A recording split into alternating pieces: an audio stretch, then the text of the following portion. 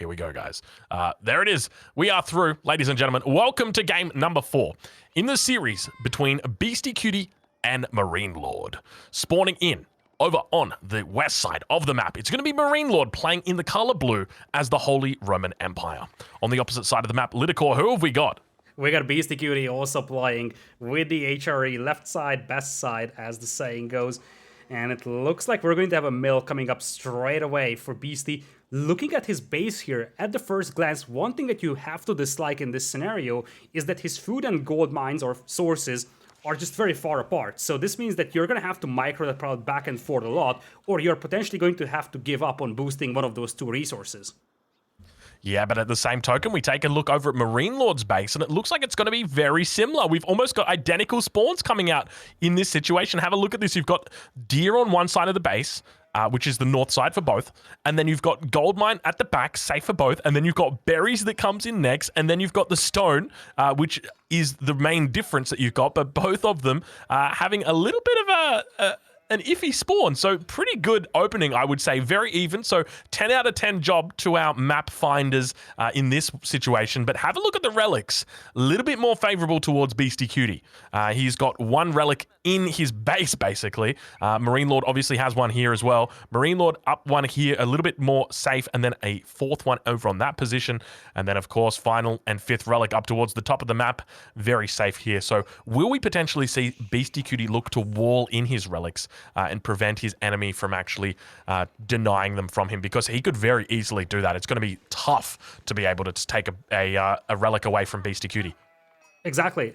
He's got the option to do that, and that would be a great thing for him to do. As you pointed out, he's got a slightly better respawn when it comes to the relics. On the other hand, if you look at MarineLorD's base, he's got a natural cliff formed in front of his base, so he doesn't need to do that much walling to just be completely safe back at home, and that could be great for another factor, fast Imperial, because obviously, in this mirror matchup, this is a mirror matchup that we commonly see on a map like Hillandale, where the players once again just wall up and then go for the eco-focused approach.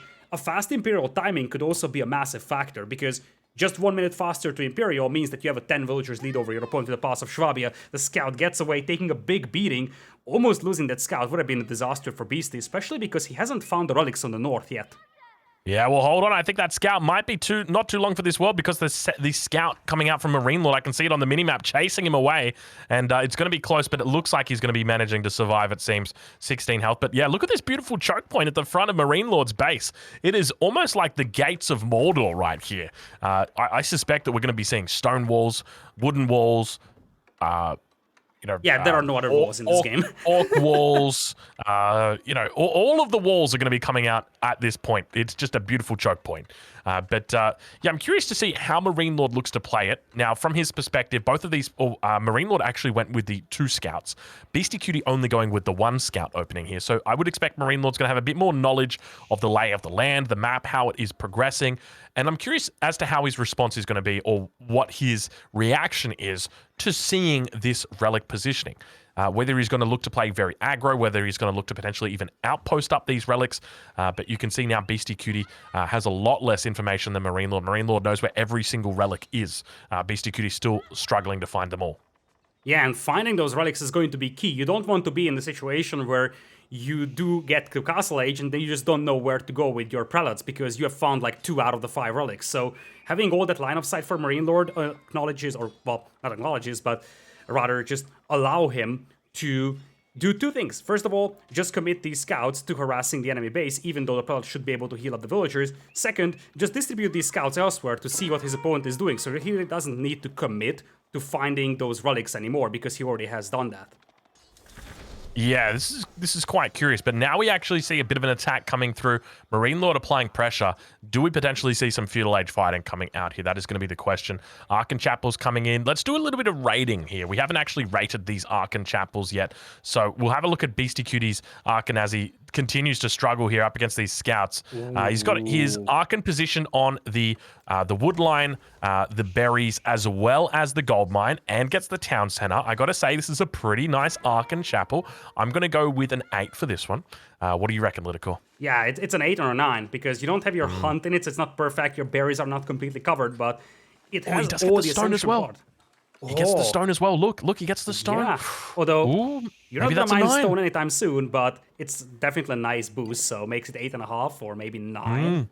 Let's Yeah, look at the wow. other side, though. I'm curious at MarineLorD's Arcane Chapel spot. Yeah, let's see what he's got. MarineLorD's Arcane Chapel. We take a look now, and he's got the hunt. Okay, he goes for the hunt.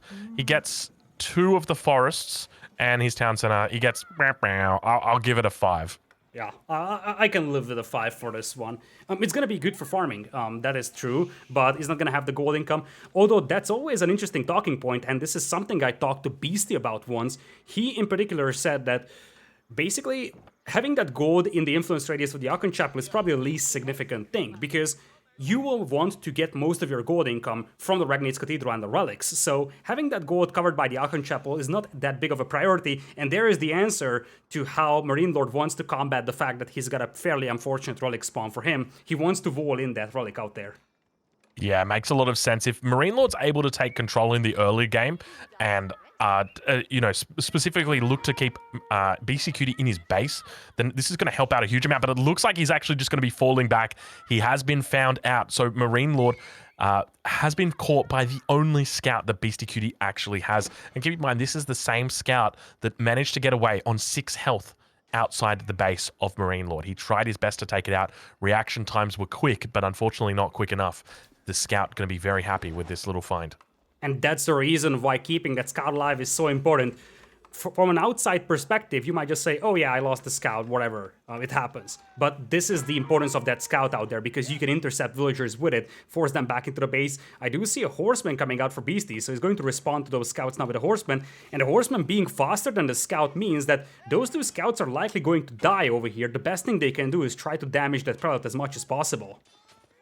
Yeah, now one of the interesting things to note is Beastie obviously up to the castle age, but take a look at MarineLorD. He has got 3 prelates in the bag. He is heading out onto the map. He is looking to try and take control of these relics. I don't know where these prelates are. I don't know where these prelates are. I don't know who they are. But the relics are going to be there to support them and love them until the end of time. But now Beastyqt picks up that first relic. Going to be getting his Wallalow off here. Actually, he's gonna manages get to take out a scout. Yeah, he's going to get it. He gets out the first scout, now turns his attention towards the enemy scout. And, oh no, it's a murderous scout that murdered his brother. All of a sudden, he changes sides, and it looks like everything is just being destroyed. But now he catches a villager up towards the north. There's walls that are coming down on Beastyqt's side, and he's got to be careful because it's not the first time we've seen walls. How is Beastie so good at finding these villagers? That's the second villager he's found coming out across the map. Second relic now getting picked up for Beastyqt. At the same time, MarineLorD coming up to the third age behind this, manages to get the prelate. Look at the damage that he's doing here. It's massive. But look at the walls on the north. He just managed to close them the very moment before that prelate arrived. 2 seconds later for MarineLorD, that prelate would have gotten through. Now he's just sitting there chilling. He can burn down those palisades, but that is precious time wasted for Beastie. Look on the mini-map, look at the sacred site towards the west, or towards that top side of the map. We can see the prelate marching up there. It's got his movement jets on. He's going to get through this wall. It's going to take time, but look at the prelate go!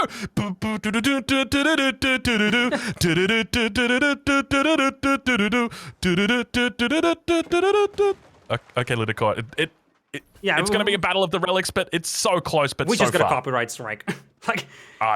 I'm so sorry, NGC TV. Looks like the prelate of Beastyqt is going to safely pick up that third relic, and unfortunately, that relic is going to be denied. Now, Beastyqt obviously had a horseman that was running to collect that prelate that was coming in from behind. At the same time, it looks like there is a second relic. Yeah, knight coming out as well. That's a really good point. You could lose 2 scholars over here for MarineLorD. There's the first prelate picking this up, and now the knight is heading towards there. I think he can intercept this, and the horseman is going to catch the other prelate. Looking at the relic counts, it's 2 for Beasties, bringing in the third one, and he could slow down MarineLorD finding that second one. Oh, that's a disaster for MarineLorD. Not only is he going to lose 2 prelates, his second relic is going to be delayed, and every minute that he delays with that relic, that's going to be 300 gold down the drain. Yeah, we can see now. Look at the relic. It's slowly but steadily coming back in. Knight going to be getting its charge out. I don't think there's any way a Wallalow gets off in this position. Unfortunately, that villager was coming out. Yeah, he was trying. I think he was trying to tank up that potential charge, but now that relic going to be coming in towards. Oh, throw it in! Oh, he just misses it. Just misses it. He could have tossed it in, but look at this. A bit of a mistake coming through for MarineLorD. The knights are now beginning to overwhelm his opponent. It's Beastyqt just doing so much work here. Yeah, and those knights are really finding value. You see that MarineLorD has his knights out as well, but that wasn't able to find that much value for them so far. And that's the main difference here. Finally, he intercepts one prelate, but you could see there's a dead villager inside the base of MarineLorD. Down at the bottom, the walling villager did survive, and there is a knight coming in on the north as well. He's going to bump into Voz. That's a nice and comfy 4 villagers lead and an extra relic built up by Beasty. Very nice start for a mirror. Now, take a look at my, I was going to sing a song, but we've already gotten DMCA striked once on this this episode of EGC TV. Let's not make it a second one, Drongo. 2.2k gold saved up right now for Beastyqt. Do you think he's got enough gold at this point? I'm starting to think like maybe that's enough. Like maybe you can call it there. That's enough. Maybe. It ain't much, but it's honest work. Now he just built a market, buying the food for himself, and we know what's coming. That's gonna be the fast Imperial. Now, MarineLorD isn't super far away either, but even just half a minute difference into Imperial is going to increase that lead that Beasty already has, and you get the feel that Beasty's in a great position. He managed to get a wall up on the right side, it was fairly comfortable as well. MarineLorD, he's got walls up, but those are just basically around his base. He has limited map control, and there is the pass of Swabia coming in. That's going to just skyrocket the villager count of Beast in the next few minutes. Yeah, Beastyqt definitely getting ahead here. You can see he's up by 5 villagers already. And, you know, even just being ahead in Imperial by like a minute, it's going to mean like, honestly, it's going to be like more than 10 villagers. You need to really consider the fact that the Swabia, it creates a villager every 5 seconds. So if you are, you know, if you're 1 minute later than your enemy, then you are down 12 villagers. So you got to be really careful of that. But Beastyqt now going up. It looks like his age up timing is going to be just a little bit shy of 12 minutes 15. So pretty decent timing here. You got to be happy with that. Villagers going to be created straight away. There they are. He puts them all in queue, and Knight does get behind enemy lines, though. Going to be looking to do a little bit of damage, but not going to be able to find too much here as more Knights come out to greet him and say good day. And the Knight goes down here. And with that, as you see, Beast just being a slightly faster to Imperial, courtesy of that extra relic that he picked up, courtesy of those villagers that he picked off at the beginning, that's going to be a massive difference. You see, 43 villagers as opposed to 34. And MarineLorD just now reached Imperial, so really, he had like a 30 seconds deficit, but that turns into a 10 villagers lead for Beastyqt, and that's exactly the advantageous position that you want to start off with. So now, obviously, MarineLorD can maintain this villager difference, and that 10 villager difference is going to be way less impactful when each player has 100 villagers as compared to each player having in the 40s or 50s region. So yeah, this is not a disaster for MarineLorD yet, but it's safe to say that Beasty is playing from a pretty decent and safe position right now. Now, the question is, do you still train villagers from the main town center? Because... No. No. Yeah, I think you just train them from the Palace of Swabia, right? Like, at this point in time, the Palace of Swabia, you're paying such a cheap price for them. Like, why would you waste that precious resource on, like, sure, okay, you're playing down one town center, but at the end of the day, it's a town center that you're paying a lot of money for.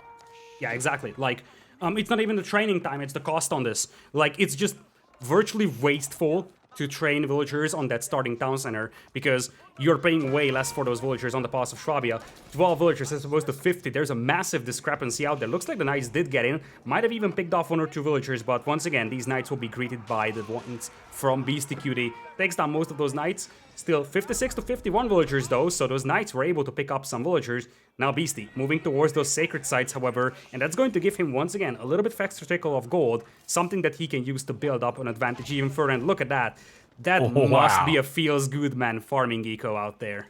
That was a farming eco right there. But look at this, MarineLorD still training villagers from his main town center. So it drops the Palace of Swabia next to the main town center. So this is the differences between these two players. So you've got MarineLorD, who is going... Actually, he's stopped training villagers from the main town center. He does get population blocked for a little bit there, but just going to be focusing on the Palace of Swabia now. So slowly but steadily building up that villager economy, and now beginning to add in those barracks. But you can see the Knights coming out, Elite Knight coming through for Beastyqt as well. We also see him going for a forestry timing here. Both players going for forestry at the same time. Look at that. You've got the 14-minute forestry timing for the Holy Roman Empire Imperial. This is a patented build order. You can find it on Beastyqt's YouTube channel probably, and looks like MarineLorD may have stolen it. Yeah, there is going to be the Stone Walls coming up. Knights is going to be the unit of choice here for Beasty, at least for the time being. He's got the Elite upgrade. On the other side, you could see that all the upgrades are coming in for the HRE's playerman for MarineLorD, including the extra melee armor. Now, this is something that's probably planned by Beasty, because if you're playing this HRE mirror, you probably want to force your opponent to go for the Spearman, because you have a great response as HRE to mass light infantry. What's that? Landsknecht. I will rate that pronunciation a 6 out of 10. Landsknecht. No, that's like a -10 out of 10. Oh, come on, that was perfect. I literally copied the Google Translate. Like, I have copy-pasted. That actually wasn't even me. That was the Google Translate for Landsknecht. All right, we got some towers coming up, and once again, Beasty with that methodical play. And he's slowly crawling up towards those sacred sites. He definitely wants to force his opponent to make a move, and it's MarineLorD who's adding the Landsknechte. Yeah, there we go. The Landsknechte coming out. Look at the beautiful farms. I am a sucker for a good base build.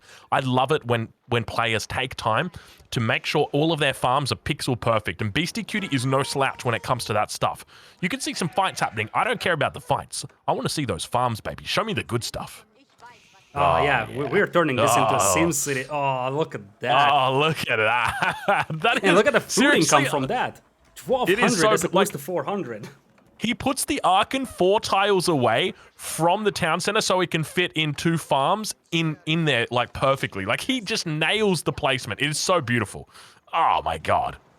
Mr. Beastyqt, I'm going to have to take you outside after this one. We're going to have to sit down and have a good chat, because that is just too good for TV. But now Knight's just moving in around on the backside. Not a lot of damage being done. Obviously, these walls being a great reason to remain in the game. Like, one of the things that I always despise about players when they don't make walls is it's like there's such a cheap addition to make, such a simple add-on that you can help yourself with. But by not making them, you're just hurting yourself significantly. Indeed, it's a relatively small investment for the amount of gain that you have over here, and you really don't want to find yourself getting raided by 15-20 cavalry out here, especially at this high level. At this high level, the opponent will be able to see that you have an opening, and he's going to exploit that to maximum effect. In the middle, we have a castle coming up though, and speaking of sacred sites, we do have 2 already under control of Beasty, and on the north, I think he's heading towards that sacred site, so he really wants to force MarineLorD to make a move. And this is where it's getting a little tricky for MarineLorD, because most of his army is right now Spearmen and some Landsknechte. Those don't really survive a lot of castle fire, and then Beasty could just sort of turtle up, potentially wall off the left and the right side to protect the sacred site, and focus all his efforts with Corverines and infantry in the middle, and just defend that one location. Yeah, that's a really good point. Now, one of the things to note is obviously all the sacred sites have gone over towards Beastyqt, but he is starting to actually prepare for the late game. We're seeing keeps laid down in the middle. He's got all of the infrastructure back at home. He is absolutely ready for this late game. The main concern I've got is he's got walls on the outsides of this map. Okay, good. Stone walls coming in now for him. So he's looking to really try and control the narrative in this game. I got a question for our beautiful observer Vodka. Are we able to take a look at the base of MarineLorD? Is there actually only one way into this base? Is that symbol or that single wall across the front? Is that it? Is there no other way that he can get in? Let's take a look here. We have got ourselves a nice natural choke point down towards this position. We've got more. Ooh. Look at that. It is quite literally a giant natural wall that is impenetrable. You'd need a Nidus Canal to get through that one. Yeah, and look at those stone walls coming up here for Beasty. So aggressive, but with that he's securing a lot of ground. Looks like the infantry do get through those palisades. They could even decap it. But the key thing is that Beasty is going to get away with that stone wall. Can he save that sacred site from being decapped? It's still 9 minutes left to go, so worst case scenario is that it gets decapped. He can still restart the timer. It's only going to be 10 minutes. Looks like he's going to lose that sacred site. He got the stone walls up on the south. I assume that he's trying to go for some on the left side as well. Instead, he's sending in some knights, and that's only a single layer of palisades that's protecting the base of MarineLorD.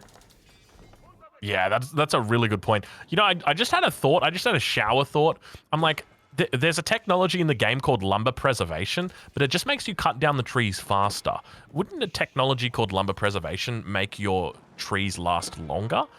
Or wouldn't it potentially give you the option to reseed your trees? Can we ask the developers, hey, can we have like a tree reseed mechanic? Because like that's an actual IRL thing. And I'm pretty confident that these guys back in the medieval period, they would have worked that out. They would have been like, hold on a minute, I can take this tree, cut it in half, and make 2 trees. I got a 2-tree baby over here. Well, I got some good news for you, Drongo, because likely next week we are going to have the spring patch coming in, including modding, so... well, you just gotta find yourself a modder that's going to do that so we can start planting some trees. That is a great point. look at that slaughter. Swinging their spy handlers. That's all the spearmen going down the drain. That's the power of those Landsknechte out there. Yeah, they do a huge amount of damage there. Their yellow tube socks helping them out. But now Sacred Site going to get captured up in this position.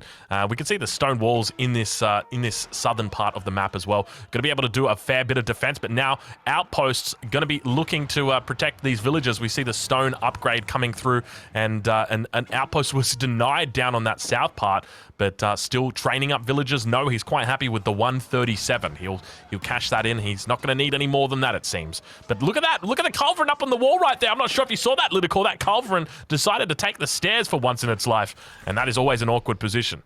How do you fit a culverin through the stairs, though? It's so bulky and so big. Or do you have so big staircases?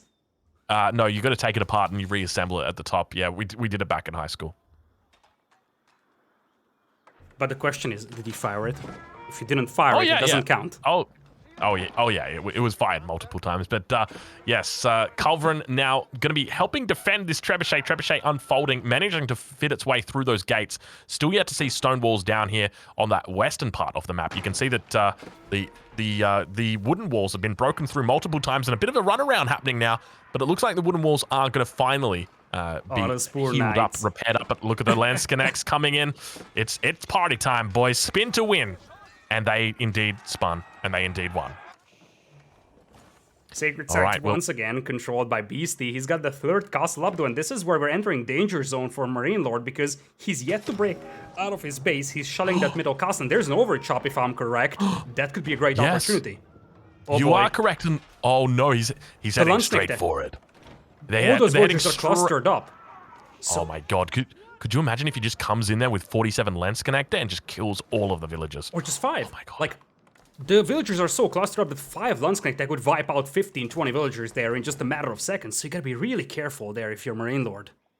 Now, I think there's a stealth forest that's actually covering it. If we go up towards that position, I don't think his enemy's going to be able to see it. So it is kind of protected from prying eyes, but oh, this isn't good right now for MarineLorD. I hope he realizes this and immediately rectifies the problem. Beasty for now going for chemistry. He's just going for the defense. He wants to play with the free sacred sites. He has no desire to play a 5-hour long game. He has no desire to even attack the base of MarineLorD. He knows his position. He knows that he just needs to defend. And that's exactly what he does best, to be honest. Yeah, that's exactly right. I think Beasty plays a very solid defensive late game, and I think he's in a very decent spot here. He's very happy with the way that he's playing it. Emergency repairs now going to be coming out as well on this keep, trying to keep it alive. He's down to 7 minutes on this timing, and we see that he's now beginning to move out with Culverin, looking to potentially snipe out these trebuchets. You can see that he does spot them from up the hill. He's got an outpost down towards the south, going to be providing line of sight, and all the men at arms going to begin moving forward.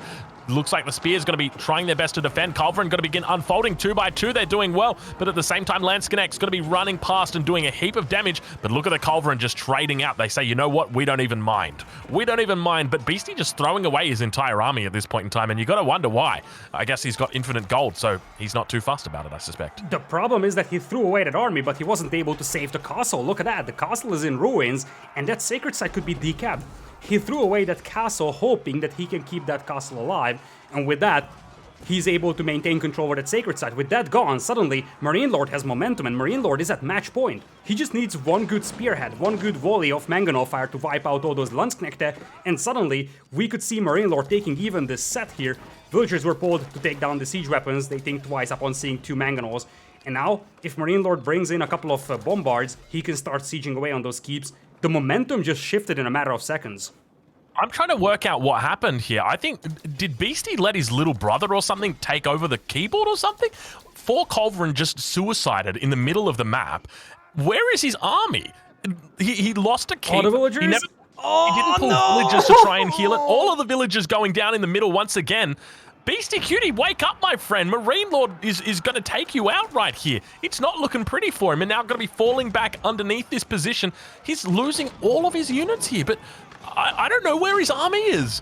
It says he's got 35 military, but I feel like at this point in the game, he should be sitting on closer to 100. He's got 3 relics. He's got all the production in the world. Look at this 23 military production he's now producing, but I'm just shaking my head. I'm wondering what the hell's going on here. Yeah, his army is just nowhere to be found on the battlefield. The countdown is still going for the sacred sites, but it is about to get decapped. And the moment it gets decapped, it's potentially all MarineLorD written all over it, because I feel like MarineLorD is now taking way better fights here. Dropping a town center up north, that's a very clever move. He's going to have emergency repairs available that way to hold that castle. He knows the importance of this location over here. Big counterattack coming in by the men-at-arms, though. They will bump into that stone wall. They will take down the trebuchet. But this hill is now controlled by MarineLorD. I have the high ground, Anakin, he says. Yeah, indeed he does. And I guess, you know, very similar to that Star Wars movie, I'm once again scratching my head. I just don't know exactly what's going on. Obviously, Beasty pushed forward with a little bit of a military mass, but now he's sitting on 61 outside the gates of his enemy. And he's going to be in a bit of a difficult spot because he's going to be losing this sacred site over towards the west point of the map. At the same time, down towards the south under attack. Looks like the man-at-arms going to be moving through. He's actually found a bit of an overchop. Oh, boy. Overchop. The single spearman tries to hold back all of these units, and now the men-at-arms make their way into their base of MarineLorD. MarineLorD going to be trying his best, but look at that. Beasty actually leaving a few units back at the gate and defending. If we look back over towards the wood line, only now are those villages, or only now are those Landsconnects actually getting through. He left a couple of men-at-arms there intentionally to block. Such a smart move coming out from this guy. All of a sudden, it looks like Beasty has pushed his brother off the computer. He said, hey, hold on a minute, let me take that over. And now all of a sudden, he is back, kids. And the thing is that this is acting as a perfect diversion. He's able to distract his opponent, potentially take down the siege on the north. And let's not forget, the sacred site countdown is still going on. We do have 5 minutes left to go. It was never decapped by MarineLorD, so the counter is still going on. It's still giving gold for Beastyqt. And now that MarineLorD is distracted, Beasty might have a window to once again fortify those locations and potentially even grind this out until the countdown goes to 0. Yeah, we can see all of these units getting cleaned up in the base of MarineLorD now. At the same time, Beasty was working his way on that south side, but unfortunately comes up against a stone wall. Never a fun time to run into a stone wall. But Trebuchet's in the middle of the map looking to try and hold that position down. Stone going to be gathered up once again by MarineLorD, and he's looking to move villagers up towards that northern position and try and secure up his foothold over there. Army numbers now comparable, populations as well. Look at the resource banks though. Beasty is pretty much out of gold. On the other side, ton of gold available for MarineLorD. His wood count isn't looking spectacular though, and his wood income per minute is no longer great. This map, a serious bottleneck of a resource is wood. So losing all those siege weapons will have an amplified effect very soon, as we are going to start depleting the map out of wood. Yeah, but now we actually see that a huge force has made its way through the base of MarineLorD once again. It looks like he has not fixed up that front gap that he's got there. He's managed to make his way through. Beastyqt just running into the base and finding a great little spot down here. He's going to look to cause some havoc and really soak that APM up from his enemy. At the same time, Trebuchet is now going to be unfolding on this keep, and the town center just randomly being dropped in the middle there. I'm not sure exactly what that town center is all about. Oh, it's emergency repairs. That's what he's doing. He's extending out the emergency repairs. I remembered. But now it looks like Beastyqt going to be continuing to run back here, but at the same time, he is fighting on many fronts. Now Men-at-Arms going to be coming underneath that keep. You can see the Culverins firing off towards the Culverin. Look at the Culverin for Beastyqt, just soaking up all that damage and actually just being taken out. He loses 3,000 gold right there. 3 minutes until Sacred Site victory. You hear those gongs going off, and Lidakor, we've got ourselves a little bit of a game on our hands, it seems. Indeed, the sacred site is still going on. The castle is under emergency repairs, so it stays alive. And now the Culverins are rolling up. They took down one trebuchet, but I think the castle is gone. And Beasty knew very well that he was going to lose a lot of forces there. It was all about making sure that keep goes down, allowing him to potentially drop his own keep in this area. And that counter is just getting dangerously close to that 0 mark. On the northern side, that is the easiest one to decap. I think MarineLorD is making a run for it. He kind of has to. He can't let that counter go lower than this one. 2 minutes left on the clock only. Can Beasty win this one here? Can Beasty just drag out the clock? MarineLorD never decapped those sites. Yeah, this is really, really a pivotal moment here. You can see the Culverin just safely from behind the town center going to be able to pick up that siege. Look at that stone wall on the south. The only entrance into MarineLorD's base we talked about, Beasty stonewalled that. MarineLorD can't leave his base in that direction. The only escape or only way to leave is through this narrow gap that was made through the forest. and now looking to actually go up to the sacred site and capture it. You can see that the sprinkled outposts are going to be here to defend it. One sprinkled outpost just firing steadily at these units, and I suspect they're probably going to go down, but now we see reinforcements coming through. It looks like a couple knights potentially going to be going over towards that area. It looks like we've got stone walls coming up over on that point as well, and look, we've got a Culverin Kiss coming in. Oh no, not a Culverin Kiss. The Culverins all go down. That's what happens when Culverin Kiss. They're kind of like, is it praying mantises? I think it's praying mantises, Lidakor.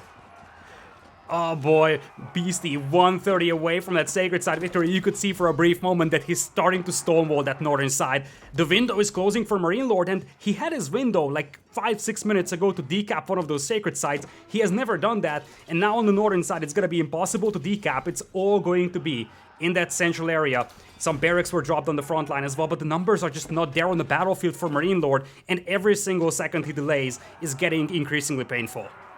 Look at the production right now for MarineLorD. He has got more than 7,000 resources in the base. He's got 32 men-at-arms in queue, but he has only got 155 population. He does not have nearly enough barracks. At this point in the game, you should be sitting on close to 30, 40 barracks even. Look at that, look at that positioning! Oh my god, this is gorgeous. I'm reminded of Lord of the Rings when the orcs are sitting up on top and they call down upon their orc brethren that it is time to battle, and they make that beautiful battle sound. But now villagers being pulled towards that northern position. He's going to be looking to try and hold that up, but now we've got this sacred site being completely walled in on the northern front. 30 seconds remaining. Not too long to go. It's good game. It is good game. Look at this. It's a doubt keep coming up. Villagers trying their best to get out. The decap. The middle. He might have enough momentum. But now also going to be dropping down another keep. The Culverins moving forward. These Culverin just love to get down and dirty, it seems, but unfortunately men-at-arms just a little bit better when it comes to this kind of foreplay. And now the men-at-arms looking to try and hold control of this central sacred site. Unfortunately, the keep's going to get up here for his opponent. MarineLorD going to be trying his best to neutralize this position. He's got 23 seconds remaining on that site, but I don't think he's going to be able to hold this, Lidakor. No, it's 2 castle spire worth. MarineLorD is trying to send everything that he's got, but his reinforcements are just disappearing, and you see villagers were sent in for a brief moment by MarineLorD, and with that, Beastyqt is going to take the game. MarineLorD taps out 15 seconds before the counter disappears, and we have ourselves a set here. Beastyqt evens it out. We're going into game number 5. Well, I'll be honest with you, Lidakor. I think we predicted this game to go for 1 hour or 2 hours or 3 hours after the precedent that was set in the first couple of games, but it looks like we've just settled for a classic short 32-minute game. I'd love to take a look at the military count in this situation. There must have been a battle in the early stages of that game. The Beastyqt just deleted a whole bunch of units or something. I'm not sure exactly what happened. Maybe we can get a bit of an idea, but yeah, it looked like on that timeline, MarineLorD was the one who deleted units. Take a look at that. You can see the blue just going down completely. But yeah, well played there by Beastyqt, evening up the score. So incredibly well done by him. Indeed, and he realized that he's got the window to secure the sacred sites, and at the beginning, it really seemed like MarineLorD wasn't really taking that seriously. He was like, okay, I have still 8 minutes left to go, 6 minutes left to go. And by the time he got to the position to decap it, or by the time he just got to the point where it was necessary to decap that, suddenly the window was closed. And like, if you remember, there was a counterattack where he seemed like he was about to threaten the base of Beasty even. He could have decapped one sacred site in that window, I think, and that would have made this game completely different. But ladies and gentlemen, we have ourselves game number 5. So let's take a look at what we're going to have in game number 5.